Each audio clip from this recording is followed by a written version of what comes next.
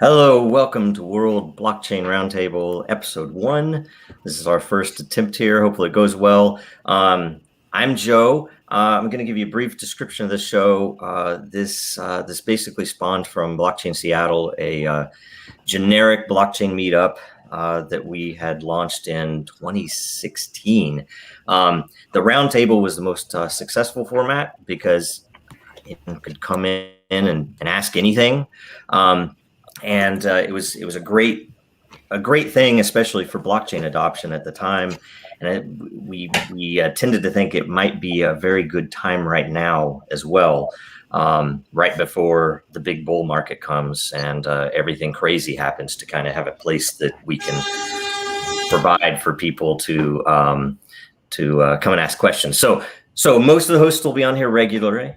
Some will rotate, and the topics and the questions are totally decided by the viewer, by the community in advance, and they will be ordered or prioritized by the evaluation marketplace in den.social. So the hosts for today, day one, is Jeremy Kaufman, Library and Odyssey CEO. Thanks for coming on. Titan from the Nifty Labs team, Satoshi Sean, creator and YouTuber. Warren, creator and blockchain entrepreneur. Greg Lang from the Open Relay team. Phil Abraham from Dragonchain. And Dave Johnson, that you know from Den and Dragonchain community, and Divi as well. So that's everything to start. Right after this, we will be back with the questions. I'm sorry.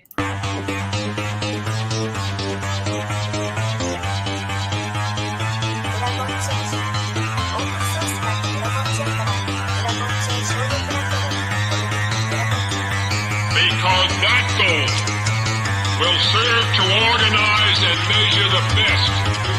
Adaptable, raw capital, label radical yet rational. A tactical approach is palpable if this animal is fallible, but that conclusion is laughable. So with for all detachable from the mandible, you see it now.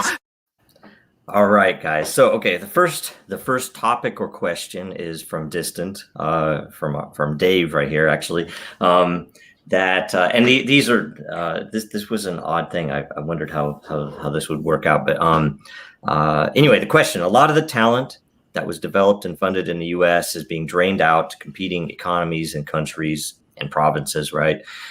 In the blockchain industry specifically, what are some of the biggest drivers for this loss to American entrepreneurship and competitive ability? Who would want to take that first? Well, that's probably a good one for me, because Yes. we're facing quite a situation with the government. We're in a fight with the SEC right now, and we have a whole website about that at helplbrysafecrypto.com. And I think that's got to be one of the biggest things that's driving it out of the U.S. The regulatory climate is incredibly uncertain, and it means I think it's holding back the space a lot. It means that you have to act with a lot of uncertainty. It's not clear what you can do. And it also just drives a lot of people out of participating in it at all. It means that, if you're someone who is not as much, not much of a risk taker, it's not fun. We sent the government 1 million pages worth of paperwork, and I had to spend my time, my company's money, my company's energy doing that. We never know what we can say, what we're allowed to do. And that means that just a lot of people aren't going to want to do it at all. So I think that's got to be one of the biggest factors. Yeah, I don't kind of want to chime in on this. I definitely agree with Jeremy. I think he's being too kind in his word usage. I think uncertainty is true, but I think the outlook is not good. I don't want to get political, because I'm really an anarchist and I think all governments are terrible. But with the new administration, there is a lot more uncertainty, but it's looking a lot worse for crypto, for regulation in general. I mean, they're looking at adding double the amount of IRS collection agents, not trying to speed up the process and hiring, people that are going to process forms and that's the actual collection agents. And something most people don't really know about. I just interviewed Michael Rosemer is an international tax expert. Well, people know about that. It's on my page. But he told me that, he helps process gold visas and people that are, leaving the country.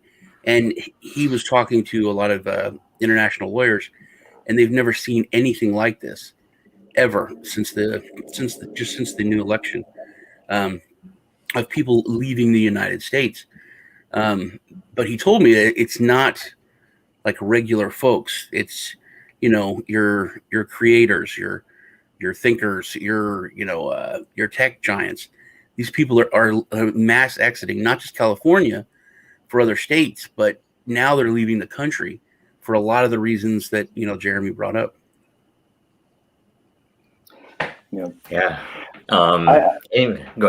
Talk.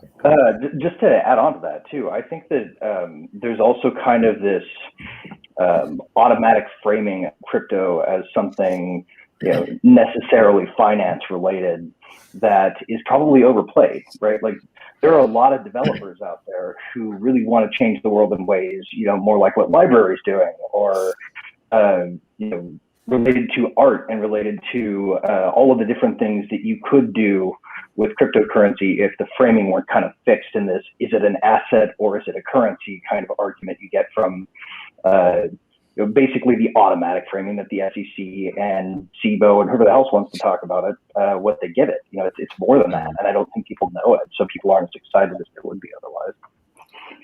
I agree. That's always my biggest point, is that the utility or the class is not necessarily what they're trying to fit it into, and this goes for multiple agencies. And it's somewhat understandable because software, it's combining multiple things, right? I mean, the fact that you have a utility that can have a behavioral component is amazing, right? And that's something that, and yet it's being hobbled, because right now anybody you bring up, even if there's any serious venture out there, they're looking at securities tokens, which I'm like, okay, there's a purpose. Ownership is understandable, but it's kind of sad because it's a hobbling of the actual technology that's there. This, that is a software-based innovation that combines automation and a behavioral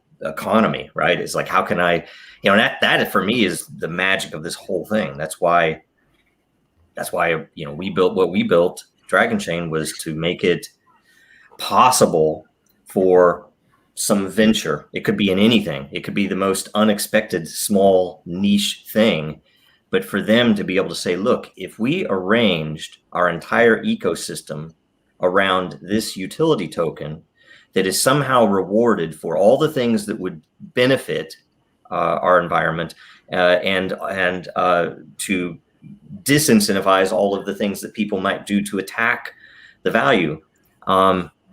It is the formula for, applying what happened with Bitcoin everywhere. Bitcoin proved that you can convince people to take a massive amount of energy and very specialized hardware and mine, right? It's proof that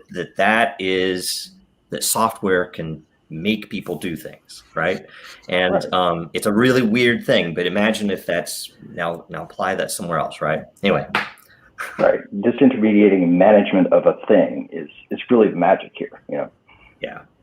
And ultimately that thing can be whatever you want. And I hope more people can pick up on that. I think if we all communicated better, and more aggressively, like, come join us and build something ridiculous that we haven't thought of yet. Whatever it may be, it works better without management. Yes. Well, in terms of being louder, I think this time around, you don't hear that, blockchain, it's blockchain, not Bitcoin, it's blockchain, not that, look at the tech, look at the underlying technology. There's not a lot of champions out there like there was, 2-3 years ago, when all the hype, as soon as hype started, there was always this, this like adult behind it. Like, hey guys, blockchain, not just Bitcoin, blockchain, not just Bitcoin. It's not here this time. That's a weird thing, but is adoption here? And maybe that'll come up, but that's my thing. If we can, well, that's it. I think adoption is here of the gains and the money side. but adoption is not here. I mean, just look at what happened with the election.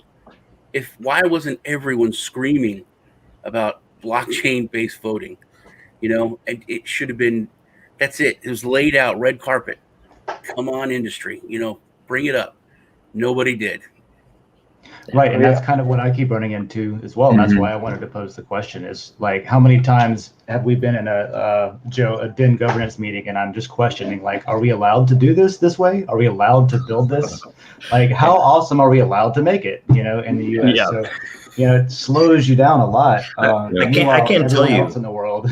The thing that blew my mind was, having been young, but aware and doing things, but as a total entry level type coding that through the internet, and that the internet was totally different, because the things that I naturally was kind of like, wait a minute, payments, what's, because I know how insecure a credit card was even then, that was kind of scary, but I had no way to be involved, and the whole industry was kind of like, okay, government's out of it. And I never could figure out the difference between that mode and what we have now, which is that the government jumps in first before they understand. They're there, and I don't know why. What's scarier to me, and this is a little bit like tinfoil hat thing, but you ever look into the Mythbusters episode that wasn't about credit card security? They, like, just that episode wasn't allowed to get published. Yeah, didn't Visa and MasterCard just like not allow that episode to air? Nope, you're not doing it. Yeah. You're not allowed to do that. Yeah. It's like, okay, so I don't know. I'm always, I'm transparent with everything a little bit too much. And I think everything should be by default unless there's a reason not to. And especially if we're paying for it with tax dollars. The difference is they can't control it. Right. Yeah. And I have a military background, and I was in the cruise missile tech for 9 years.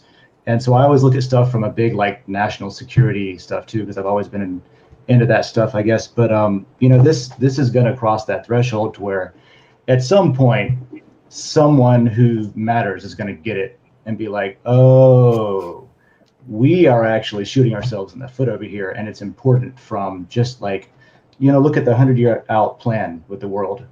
What's happening in 100 years is starting now.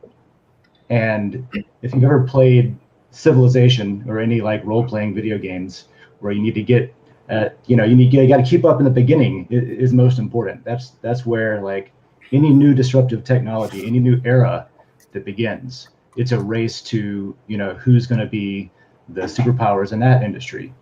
I don't know. Maybe I'm interested in what Oren knows about that. What happens? Obviously, we do not want to influence the future events by saying what happens, but we agree with Sean's point. It seems as if there's a disconnect between the general public and their investing methods and then the actual technology behind it. When we ask a lot of people, they don't know what a smart contract is, what a blockchain is, about decentralization or financial autonomy. And it seems as if we want governments to understand cryptocurrency, we need the people to understand first, and for them to communicate that value to our local legislators. And so we need to be trying to educate people more as we're doing. Yeah, I mean, I think the general populace still thinks that you have to spend, $40,000 to get a single, to get any Bitcoin. There's a unit conversion problem too now. I mean, there's a lot of things that have to be cleared up, and I think they will. So, and to put my tinfoil hat on, also, I had this realization a couple days ago. And I want to throw this out there to y'all because I think it's a huge conspiracy that no one has touched on. First, we were talking about people, the kind of public knowledge. It seems that Bitcoin especially has been just massively vilified the past couple weeks because of energy consumption. So much so that China and Iran just the other day banned mining. And China was cracking down on it, which all the China FUD in the beginning, completely false, completely fake narrative, actual lies put out by like Reuters, CNBC, CNN Business, complete lies, saying that all these things were brand new, that all this was just brought up. And this was from 2017. but the crackdown on mining was new. All started by Musk, one of the biggest electricity industry, producers, batteries, everything else, not just cars. If you want to put solar on your house, you're using Tesla batteries, Tesla, tech.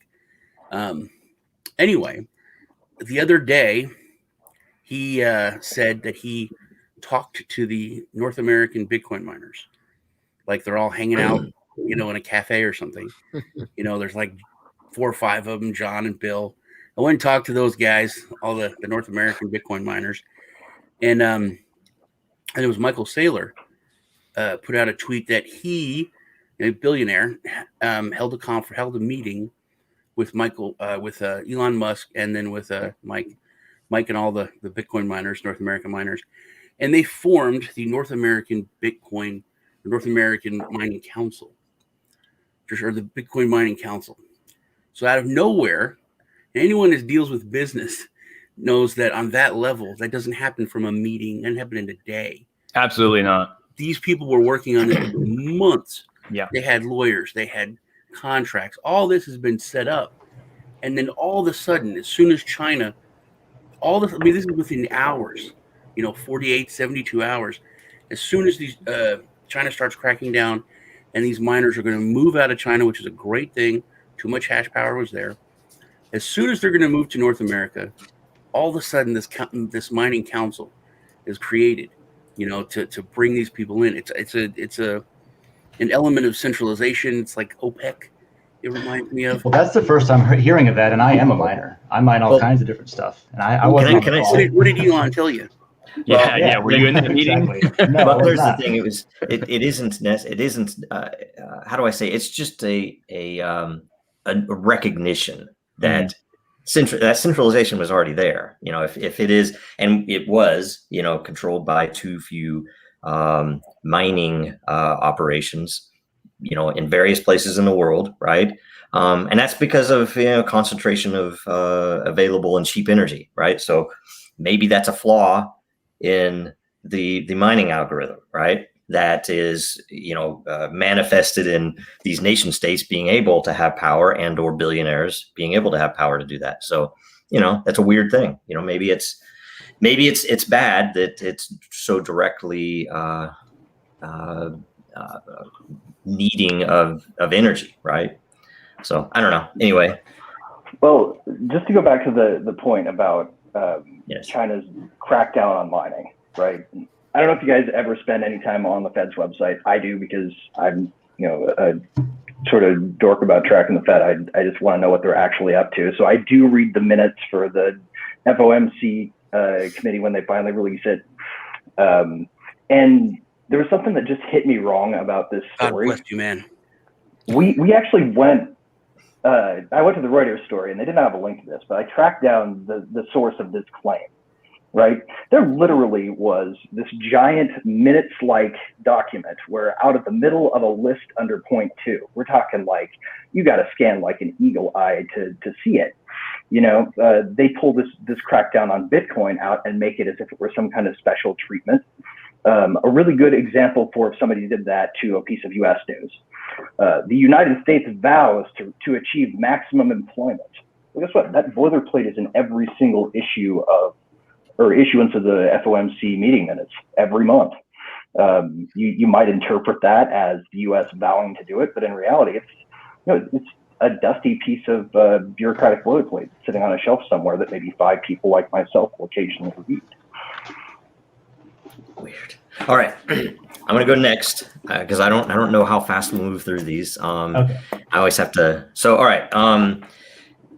Let's see here. It is Dragonchain Hodler, a topic about mainstream establishment payment platforms, Venmo, Cash App, pushing crypto to the masses. Does it pose any risk?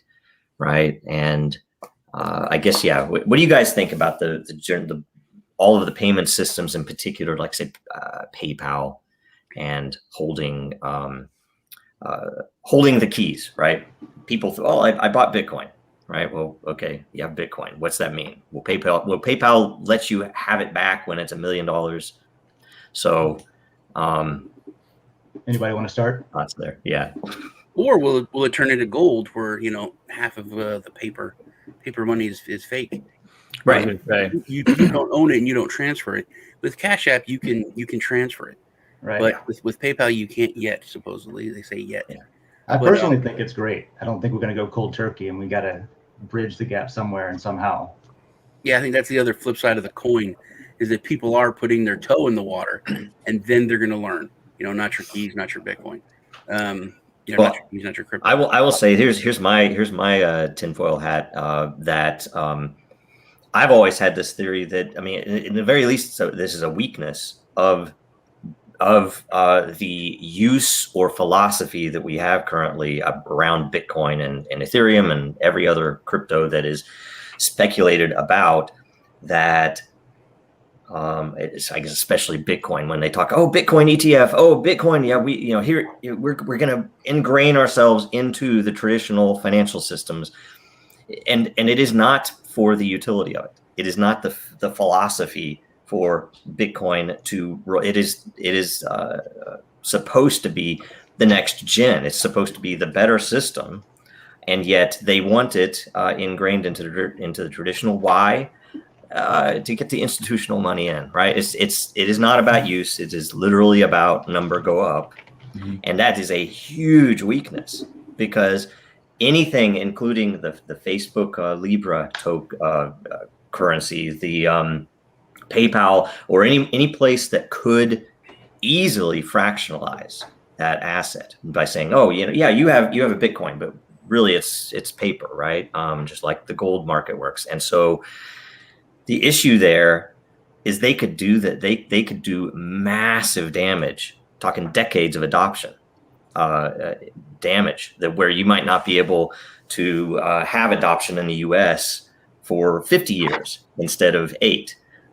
Because basically grandma lost all her money. I mean, that's all anyone would ever remember about it, right? So that, I think, is a huge weakness. And I always thought, tinfoil hat, if I were wanting to attack Bitcoin, that's one of the things I would do. So yeah, since we're all putting our tinfoil hats on, I'll just go ahead and put mine on. I think if I was going to commandeer the direction of Bitcoin, I'd do two things. One, I would essentially try to control the miners in some form or fashion. And two, I would try to control the supply. And you can do both of those things with, bringing on these different, payment platforms and institutions and such. And then obviously, with our last topic, the North American Bitcoin Council, I mean, all these things just kind of look like they're positioning themselves to at least influence the direction of Bitcoin. I don't know if it's eventually going to work out how they plan, or if that is their plan, but it certainly looks that way. So, yeah. You can see there's a plan. And tinfoil hats, I just line all my hats with tinfoil hats. But I think with what Joe was saying, we've all been begging for this institutional money, and we got it, and we skyrocketed. But with it, we got all of the bad stuff, all the stuff from those shady characters that they've always done. And I think we saw that with this China FUD. It's a whole new era of manipulation. Before, whales would have to manipulate the market with their Bitcoin. And now we're looking at these massively funded institutions, which can influence the regular investor with the media that they own. I mean, you can read some of these articles, and they look like paid articles. It's almost like an infomercial for fear, So they don't have to actually directly put anything into the market. They can control the masses with FUD. Well, and I think too, you say skyrocket. I do not think what I've seen so far is what I would expect. But at the same time, Bitcoin itself was hobbled. You talk about the miners and the supply. The devs are probably more key, and that's the point of the spear. So if you can control anything there, and you totally redirect the way a network works and the culture and everything else, because I think if now it's a weird thing because when Bitcoin forked and then Ethereum forked, and then you have all of the Ethereum tokens, and then all of the other platform tokens. That what I think Ethereum market cap plus Ethereum token market cap, I think eclipses pretty much everything, right? All the tokens that are on ERC20 and I guess NFTs and everything else You would think on top of yeah. Ethereum price itself, I think is a massive amount of the crypto market cap. And so I think it's all about that. It's all how much utility can you maintain efficiently on a human network, and it's a weird thing. But anyway, all right, I'll go next. All right. Well, I'll add one thing. Yeah, sure. I was just going to say with the with the holding your own keys, and whether it's onboarding new people and how much can you accept risk versus yada yada. Everyone's different. I have seen utility overcome complacency directly. I know there's a lot of people who I talk to all my friends about Bitcoin and all the time, and it's sick of it. But I love doing it, and I'll keep doing it. And the biggest things that I've seen change someone's mind about where they would like to keep custody of that token has been utility. A buddy of mine was asking me about, Joe, how your time system works. And as soon as I explained it to him, he was like, oh, all my dragons are on Beaksy. I got to get them off of there. So like having a utility reason to do it is, driving people to learn how to self-custody, along with education of why. But that's what I'll say. I think it's a good thing, Joe. If PayPal and all that is just a stepping stone, it's just like the first step where people come in, and then you're like, "Oh, Grandma, don't do that.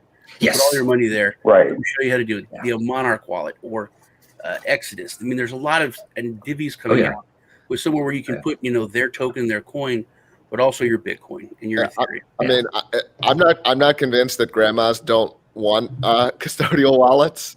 I mean, I totally agree with not your keys, not your Bitcoin. And if you want to be that maximally empowered and take on that risk and that responsibility, like it is, you are trusting them. But there are a lot of people who ought to be trusting someone else, who aren't going to be sophisticated enough to take the steps required, or who just don't want to take on that risk. So this may be a contrarian take here, but I think for some people, it's an absolutely appropriate choice to choose to use a provider that will help keep their funds secure. Well, sorry, I got to counterpoint that because, Sure. I mean, and it's a fair thought, right? Like people who aren't comfortable with technology might need some help, but we're implicitly trusting an entity right now that is, the governing bodies that control the financial systems of the world. It has happened in the past that they've taken people's assets and not allowed them access to it. And if they needed, to grab a whole bunch of something with value to prop up the, for instance, the fiat system needed some value to hoard that you couldn't access. They could go to these custodians and just, by decree, take all of your crypto. Yeah, so I think keeping it there. what you're both saying, Jeremy is saying that this is like a necessary evil. And Greg is saying, no, it's evil. Well, what I'm really saying is you have to weigh those risks. But Absolutely, when you're trusting a custodian, you're taking on risk that custodian won't act in the bad way that some of these institutions have. Some of the institutions that act as custodians are not the old institutions, and it depends on you have to then assess that risk to the individual. There's some people for whom the risk that they get phished or tricked or lose their keys or forget their password or whatever, like there's a distribution of risk there, and it's going to depend on the person. And there probably is some category of people for whom the custodial risk is lower than the personal risk. But if you look at the counterpoint on that is if you look at these they're centralized custodians, they're susceptible to those governments and to everything else. Really, people should be able to do that. Point is that the whole point of this is that neither one of you have to counterpoint each other, because with this innovation, there is non-custodial wallets that are being made so simple, where it's one-click technology, where everything goes on behind the scenes, so you don't really know that it's it's blockchain, and you're able to to recover things with just a password or something else. But it's so simple that you are able to utilize that non-custodial wallet and still have all of that ease of use. That's what I think is and that's where I'm at on it too, wallet. Sean. I think you're exactly right, because that means that Greg and Jeremy are both correct, and it's up to us to build the bridges that allow both of those people to operate on the same platform. Yeah, you brought up the that's City the wallet, main and point. That's what's missing. that does Yeah, exactly. I just that kind wanted of thing. It's to chime self-custody, it's in. easy. I mean, Wyoming is about to legalize DAOs, right? What happens when we have like crypto or DAO crypto banks? At that point, then you're just interacting with like smart contracts for your banking or your custodial service, so to speak. So that might be like the hybrid version of like what we're discussing here, kind of like best of both worlds.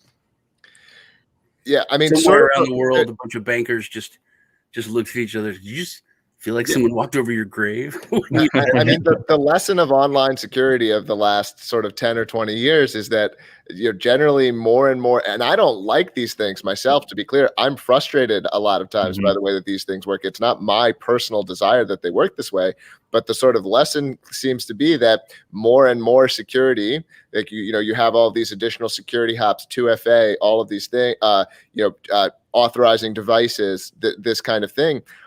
A lot of this is the companies don't want to spend that. That's an expense, right? They don't want to build that. They're building that because too many of their users are getting tricked and duped and making mistakes in a way that hurts their experience with their bank. They're losing their money. They're losing their things, right? So it's like this problem is going to continue to exist in the crypto world. And in a lot of ways, crypto is taking a step back in what's possible. Now, that doesn't mean we can't build up on top of that and build something even better than anything that's come before. But like, there are a lot of people out there who are going to fall prey to these kinds of scams and tricks. And that's part of my frustration is that the crypto world provides tools. So there is a separate, you can use crypto instead of cash, but why in the world are the credit card companies not using the tech to both control identity and to even have something other than, oh, here is my literal key. As long as you have this number, you'll be able to charge anything after I leave your restaurant, right?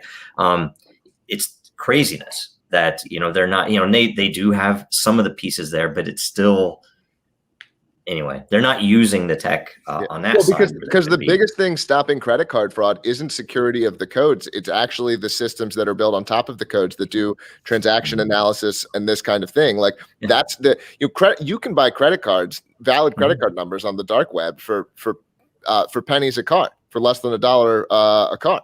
Not that I've ever purchased them, I really haven't. But like, I mean, I'm sure the costs are quite low, right? In terms of in this sort of ecosystem, the most valuable service in the ecosystem of extracting cash from stolen credit cards is the ability to actually perform transactions and get the money off. The system that sits on top of the card is the most effective system in terms of preventing fraud.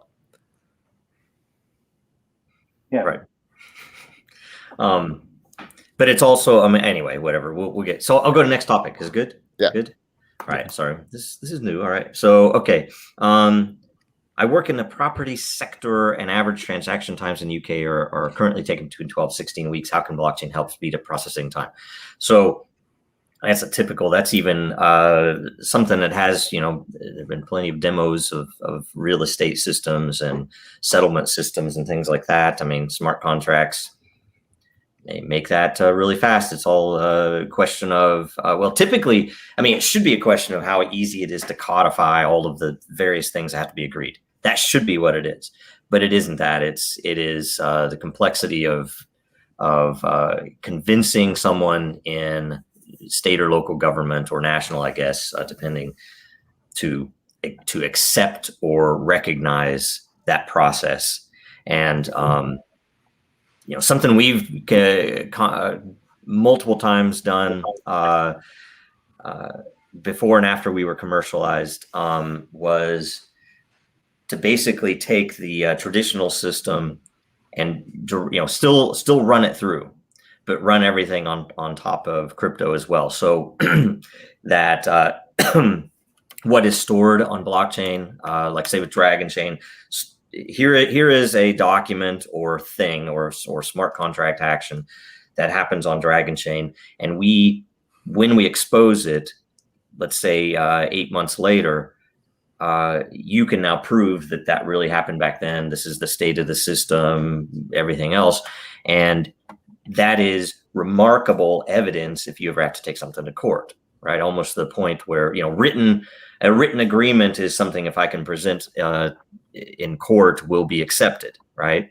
And so if I just take that written agreement and add the blockchain side to it, where here's decentralized proof that I'm not lying, you can independently verify that this really was what was enacted at that time, it becomes a parallel system. So you don't have to get the act of Congress or the act of God to happen before you build this stuff. And it's a really hard thing, because that's the first thing anybody comes in was like, I have this great idea and I think I have a way to get it through the legislation. And we're like, why? You should build it, make it happen, follow the laws, do everything you're supposed to do. And in fact, give yourself proof that you did it. That's the most important thing. And it's a really hard leap though for some people to make, or it's not an assumption that they have that, we can have this parallel universe that is literally on the blockchain, and then here's the real world, and I still have to follow the real world rules, but now this parallel universe gives me a lot more power there. Anyway, yeah. In a perfect world, doing things in parallel. This is something I thought Oren would really talk about. Is when NFTs were first bounced around, I was so excited. And now I sound like an old man, because when everyone's talking about NFTs, they're talking about, I could call them entertainment NFTs, like I'm a grandpa. Well, I am a grandpa, but anyway, like I'm really old. Like, these entertainment NFTs, they're back in my day when we were looking at them serious. And this is one of the areas with deeds and things that can be transferred over time and have proof of transfer, where NFTs are so revolutionary. Or even proof of ownership of a physical, a physical product. You could say, this is mine. I have, this transfer of ownership, like the receipt, it's always there. If every time you made a major purchase, you don't have to have a receipt drawer, to save that receipt anymore, or, put your credit card information in, or they don't have to hold that. You have an NFT connected to that thing that you can always prove ownership. And if you sell it, you can transfer the NFT, right there from, you sell it on Craigslist. I think that's going to be a very common use of NFTs in the future. Well, it's also the all of the potential things you could do with that model, because, let's say it's an entertainment, let's say it's an access NFT, and I'm going to give them out, and I give them away free.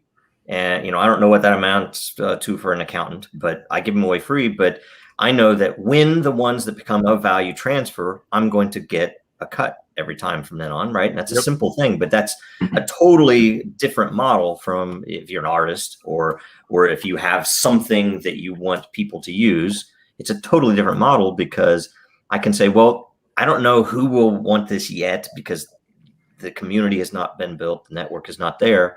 But once it is there, now I have a mechanism to be rewarded for having produced whatever value, right? It's just a weird, interesting, time-delayed thing, right? I'd love to talk about this specifically, actually, because you guys are talking about exactly what we've already built. So the video that just played at the beginning of the stream was our product, Nifty Connect. And essentially what this platform is it gives any creator, who's creating their own NFTs, the ability to not only create utility for those NFTs, but also manage that utility. So, some of the things that we've explored are things like, using NFTs in like subscription-based, environments. You can use it, to redeem for like physical merchandise on a Shopify store, for example. You can use it to get access to like a community, like Discord group, et cetera, et cetera. You can really just like kind of experiment with all these different things that you can do with NFTs. And we just look at NFTs now, not just as like digital collectibles or digital art, but it's more so like their access tokens, like you just said, Joe. They're just like one NFT to kind of rule them all, one NFT to get access to all these different things offered by a creator. And that offers a lot of different aspects from the creator's side. If they're, a brand, influencer, company, there's a lot of different options to essentially not only give your community or your subscribers ownership in the upside of that company or brand, but also give them actual real utility in the form of, all these different offerings. So. Yeah, Excellent. I think there's an element of this too that needs some real world integration, right? Like imagine surveying equipment that automatically creates NFTs when utilized, right? Like that is the sort of thing that would connect digital assets to real world things as they go and give people a certain modicum of trust of like, this property surveyor did this assessment. These are the meets and bounds of my property.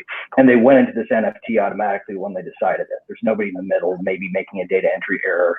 As long as the equipment's good, you can trust that this thing is what this thing says it is. And I think that's something we haven't seen a lot of development in yet that I think really, is ultimately where a lot of the NFT stuff is headed. Yeah, I think there's some really beautiful things possible, and some of the things that are being talked about here are really cool. But to bring it back to the fundamental question of like property transfers in the UK, I suspect that time is not a technological limitation, but a bureaucratic and a process one. And we can build the most beautiful system on top of it, but unless the government's rules change, right, you still are going to have to go through that process, right? Like I'm like very optimistic about blockchain, but I'm still not optimistic enough that people are going to like literally abandon trusting their state or whoever's keeping track of property ownership for this blockchain based system, that kind of transfer is going to happen. I think ultimately the government's going to have to buy into using it if it's ever going to work that way. And I think by the way, the adoption though, commercial side. Joe mistakenly talked about how it should be. It should be your local government and so on, state government, that so there's an outcry for this to take place and for adoption to take place, and where the groundwork's already been laid by your state government. Well, but there's the thing though, it's economic, because if you have a title company and you're a part of that, you could influence the government far more than any of us clowns saying, "Hey, we want to do this." Nobody's going to listen to us. It's just wasted time, wasted energy. If somebody who owns a title company is convinced that one person that they can save or make a lot more money, they are going to do it, and they're going to work with the other title company. They're going to say, "Hey, we're going to start doing this. We are still going to do the legal, and nothing will be finalized until after that happens. That's the legal, but we are going to accept these transactions in advance. That we have the legal, everything signed, all the evidence is there. You can see it with proof on the blockchain. Boom, I accept it. I'm gonna now start my side of the process, and effectively the turnover would happen radically faster. Yeah, except that it's probable that the existing system benefits the title companies, similar to the way that the current tax system benefits the tax. That's a great point. Software, right? Like they're extracting a rent by building an interface on top of the system. Why are they going to give that up? How do they make more money here? Right. Well, maybe it'll be something more like the medallion guarantee system. Like that's not really regulatorily mandated, other than you have to insure this, but like that's the how versus the why. Are you guys familiar with the medallion guarantee thing? Nope. Okay, it is a way to get a surety on a signature that that pays out a lot more than like FDIC insurance might.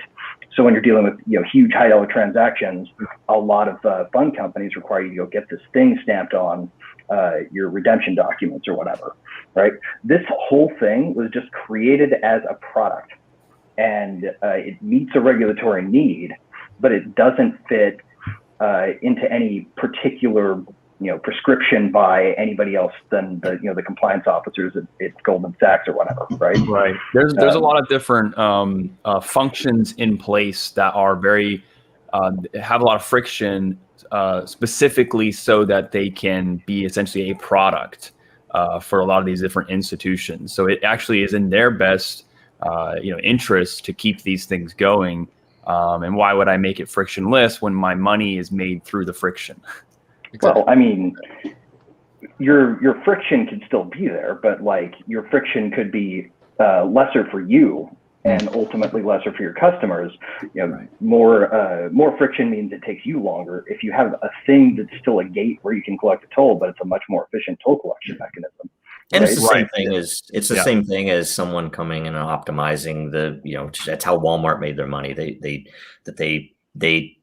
made the supply chain more efficient, right? I mean, they found a way to capitalize on that. But the most realistic path is if you build something on top of the existing system and your system is very smooth in terms of the interface that it provides, and then under the hood you're dealing with all the bullshit. Your system gets popular, and now that entity has the incentive to eliminate the bullshit because it's already built the smooth system on top that people are using. Yeah, and I think that's the path to something like this change. Yeah, I agree. Yeah. I think it's all about vision and laziness. Well, like what you were saying earlier, Joe, this stuff's been done before. Yeah. There's a lot of the stuff that you can't compare to systems we already have, but there is precedence. Like, who remembers when you could float a check for a week before they said, "Oh, it's okay to send a picture of the check to verify it." Yeah. Oh, but don't prove it with a digital token. No, that'd be bad. All right, next up, Angel Breaker. What role will the SEC play in the next months by ruling over unregulated exchanges, DeFi, currencies and coins, and especially social and meme coins? What are you guys' thoughts on that? Well, I'll go. We got an SEC question, so I'll go first again. I'm actually a huge optimist about this stuff. And the meme aspect, the meme coins, is part of the reason that I am a huge optimist. Everything that's generally terrible about politics is actually in our favor in this case. The system does not have that much, like some of the high level operatives and stuff within the SEC, like they have an incentive to maintain the system. They want to regulate everything that they can. Politicians really don't. Politicians are generally spineless people who follow the herd and the masses and what they want, right? So in this case, like this stuff getting really popular, people being excited about it is going to put politicians on the side of the people against the SEC. So like the more popular it gets, the more likely we're going to get, regulation and outcomes that aren't terrible. I think over the next 18 months, the SEC is going to continue to like ramp up and attempt to do more and more. And we'll have to see how cases like mine and Ripple's play out, which are really the two big ones in terms of whether some of the things they're alleging are going to be deemed valid or not. But I think like the popularity is going to be the biggest thing that stops them from winning. That's a good point. What do you guys think? I'm nervous about the SEC now. The climate seems much more hostile. And we look at it, like Jeremy was saying, most politicians are not just spineless, but they're stupid. And this is something that's very technical. Going back to that interview I did with the Michael Rosemer, he was talking about, how things are changing and this framework is being, laid down. And he is like one of the leading tax experts in the world. And he was talking to other people that are like the head of the game. And they're like, it's so confusing. This is confusing. Just can you imagine you're in your small town, your average accountant, let alone your redneck, trying to, to make sense of this? Politicians have no idea. So they're literally being led. So it's who's ever leading them. Whether it's lobbyists or an industry, those are the people that are kind of shaping things, and that's really makes me really, really nervous. But when it comes to like the meme coins, like I said, it's something that they don't understand. But like it depends on how they built it. Like there's a pandemic coin, brand new, just out. They're creating their community. They're giving it away. I mean, you can buy it on PancakeSwap, but they're giving it away. So it's free, and then they're going to burn it. So they're creating this, value by creating a community and giving people, something of value. And then, so how do you regulate that? How do you regulate giving stuff away? And you can look at how the government does that. by, people giving out food to the homeless and the police coming in stopping them. Oh, you're not allowed to do that. They literally, a friend of mine just locally, she had she has like birds. So they have this, like a club. They made these like bird seed packets. They were down at the courthouse and they were just giving it to people with like a pamphlet on on birds, like to raise awareness and to give people, stuff. And the police came and they said, no, you can't do that. You can't just give people stuff. You got to go get a permit. You got to do this. It's not allowed. That's ridiculous. Set up like a food truck and gives away free food to to the homeless. They're stopped. When it comes to the government on anything, they really, really do mess it up most times. Yeah, See, then I would just charge a penny. Go ahead, Ty. I just said, so I would just charge a penny if they want me to, make people pay. So, you don't have a penny? No worries. Penny jar on the table. Yeah, exactly. They'll come after you. They came after. Well, come after. I got a nasty letter for giving my brother too good of a deal on a car I sold him. I got a letter saying, "Hey, this car is worth $13,000. It says here you paid." X amount of dollars, and that's this much undervalue. And we need you to go find the person you bought it from and re-verify and sign. And I was like, dude, I gave my brother a good deal on a car that oh boy, give me a break. They're gonna start taxing losses, Yeah. So I will say, I think it's important to differentiate between sort of like the regulators and the bureaucracy from the politicians. Yeah. So the people inside the regulatory bureaucracy, their incentive is to grab as much land as they can. And this is why you have 4 different agencies saying 5 different things about cryptocurrency, right? Or even inside the SEC, you have multiple arms of the agency saying different things about it because they all want to say what's best for their bureaucratic turf. It's not necessarily, this top down kind of ordering like crush cryptocurrency. Like a lot of it's, hey, there's this new thing that we can use to justify our job to get more money, to get more settlements, right? And that's what's incentivizing their behavior. Yeah. The politicians are like largely agnostic to this. Like it's not for the most part, it's not driving the way that people are going to vote for them or not. But if it becomes a big enough issue, and as cryptocurrency gets more and more popular, that like it raises up that, there's probably in any given election, half a dozen issues at most that people are voting on. But if it reaches that tier, then politicians will care and they will do something about it. Things that aren't at that tier are controlled by the special interests, because the special interests can donate to the politicians to get the regulations made because it's not something that people are voting on. But in the space of issues that raise to that high level public awareness, then in that narrower band of issues, politicians will go with the sort of, mass opinion. Agreed. Right. Well, and I think that's really the key here. And that's actually why I'm optimistic. People have always been, like, even before the 1933 and 34 Act, smarter than, both the technocratic bureaucrat types give them credit for and politicians give them credit for, right? Politicians, they're going to go with public opinion as long as the public has a strong opinion, right? Exactly. And, we've seen people get more and more sophisticated and more educated thanks to the internet. And I think that there's probably not a person out there who doesn't feel a bit insulted by the requirements around whether or not you can invest in a startup, right? Like it's well past the time where, no matter who you are, you get what's going on. You're not going to get fleeced. And the SEC regulations are there to protect people from a thing that they, if they ever needed protection from, certainly don't in this day and age. Yeah, I'll give a positive example of this. It's not in the crypto space, but it's the DraftKings sort of betting on fantasy sports case. Pretty much everyone thought this was an illegal business. Like Yahoo Sports would have built it a decade prior than DraftKings, probably, if they thought they could get away with it. DraftKings basically said, and the other one, I forget the name of the other company they merged, but they basically said, we're going to do it anyway. And then everyone loved it, including not just the masses, but the elites, right? You've got the football players, you've got the sports stars behind it, and you have the same thing in cryptocurrency, right? You've got them behind it. New York Attorney General tried to crack down, tried to say you're breaking the law. Everyone got upset, and they ultimately backed down, right? Because the political support wasn't there. Too many people liked this thing. It may have been against the letter of the law, right?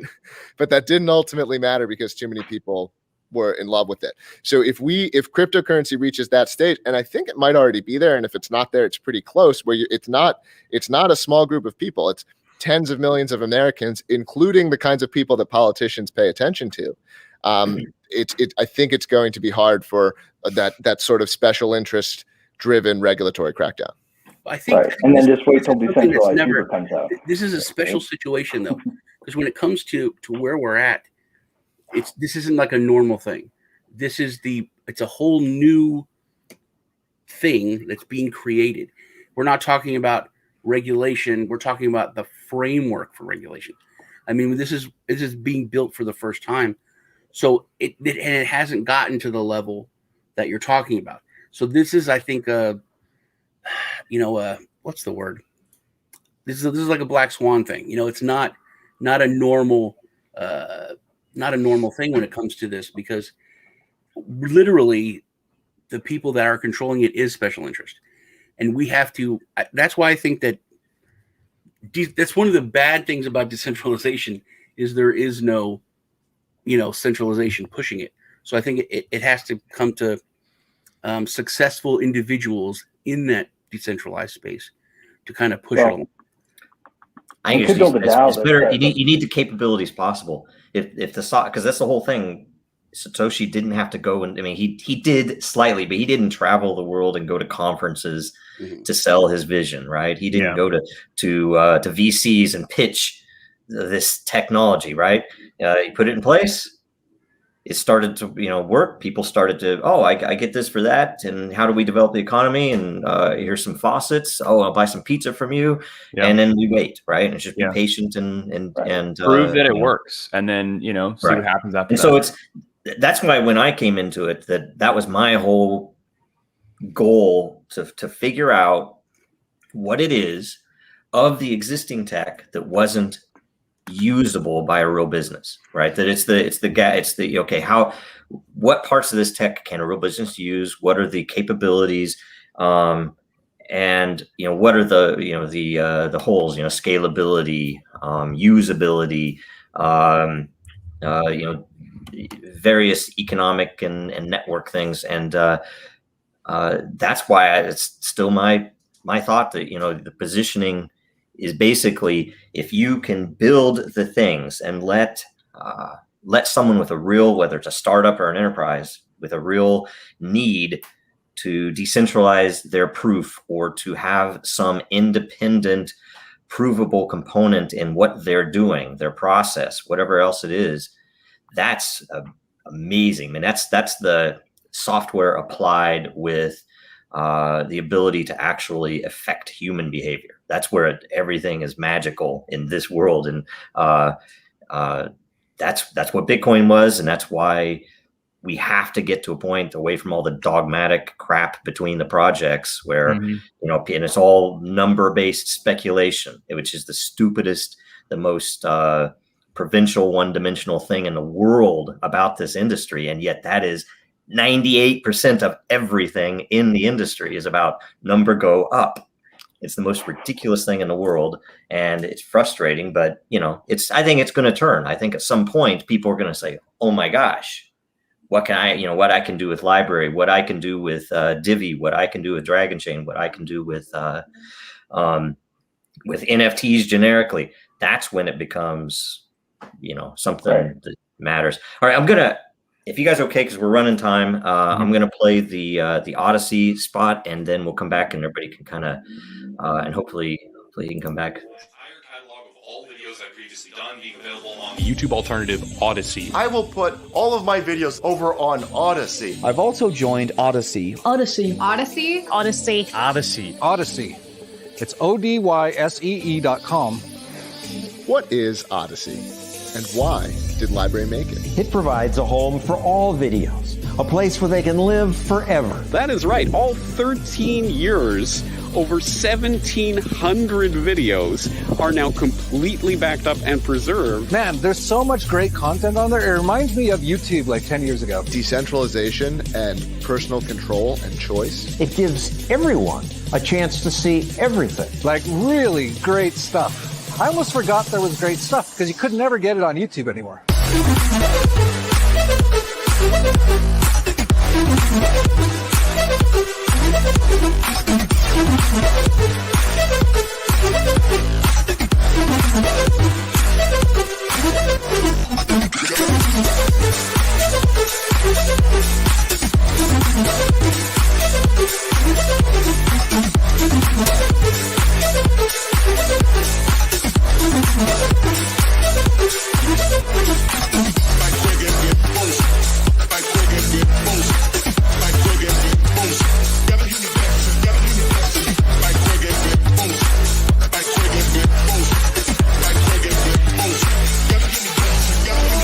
To understand why, we need to take a quick refresher course. We can't measure the speed of light the same way we measure the speed of anything else. Welcome back to Beauty Within. These products are actually very, very different. Pouring out the bottom. Come on now. It can't be that defective. This design flaw has existed for over 40 years now. Could these tech overlords look more disconnected from reality? So Chris made a poll where people could vote on who is the worst Chris. For a World Heavyweight Championship match!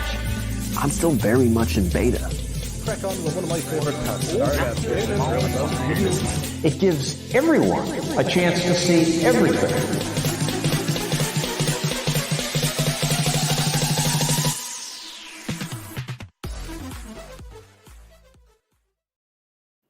All right, guys. So that was it. Hopefully it wasn't too long for everyone. And I need to figure out a couple of things on organizing and getting to the next subject, right? But who has anything they need to cover on the way out?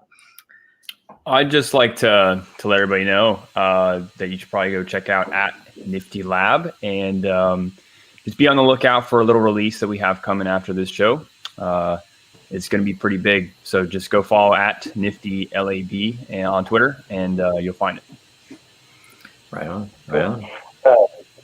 I would just go out, or just like to add one more point. Like, if it hasn't been built yet on a blockchain, you can in fact go build it on a blockchain, and that's what we build at Rivet to help. So go to rivet.cloud, set up your keys so you can interact with the blockchain and get information from it and send transactions, and just learn how to build it. Because if it hasn't been done yet, it can be remade without managers, without any centralization.